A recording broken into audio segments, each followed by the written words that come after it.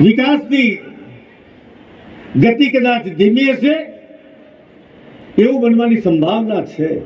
સૌએ પ્રયત્ન કર્યો, પૂરતો પ્રયત્ન કર્યો, પરંતુ સૌને ક્યાં ખૂટતું હોય એવું મિત્રો ચોક્કસપણે લાગતું હતું.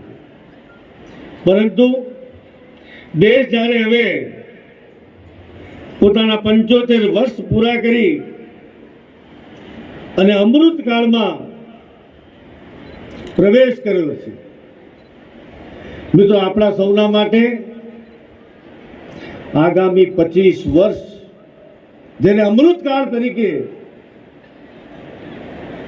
આપણે સુનિશ્ચિત કર્યો છે, 2047 સુધીમાં આ 25 વર્ષના ગાળા દરમિયાન દેશને વિશ્વગુરુના સ્થાન પર લઈ જવા માટે આપણે સૌએ પ્રતિબદ્ધ બનવું પડશે અને સંકલ્પબદ્ધ બનવું પડશે. દેશને નવી ઊંચાઈ પર લઈ જવું છે, એક નવા ભારતનું નિર્માણ કરવું છે. અને મિત્રો એટલે જ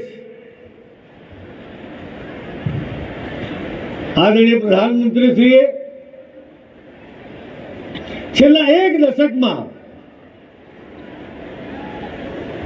ધડમૂળથી ફેરફાર કરવાનો, સાધારણ માનવીની અપેક્ષાઓ, સાધારણ માનવીની જરૂરિયાતો એની પૂર્તિ કરવા માટે ભગીરથ પ્રયાસ હાથ ધર્યા છે.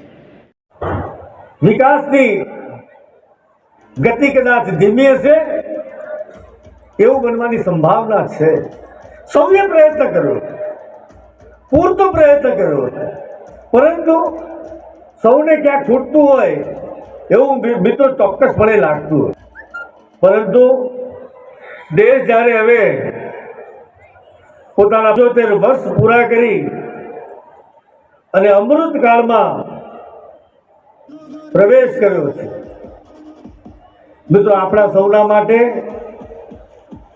આગામી 25 વર્ષ જેને અમૃતકાળ તરીકે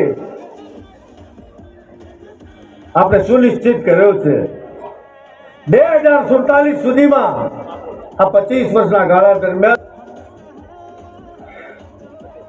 દેશને વિશ્વગુરુના સ્થાન પર લઈ જવા માટે આપણે સૌએ પ્રતિબદ્ધ બનવું પડશે અને સંકલ્પબદ્ધ બનવું પડશે.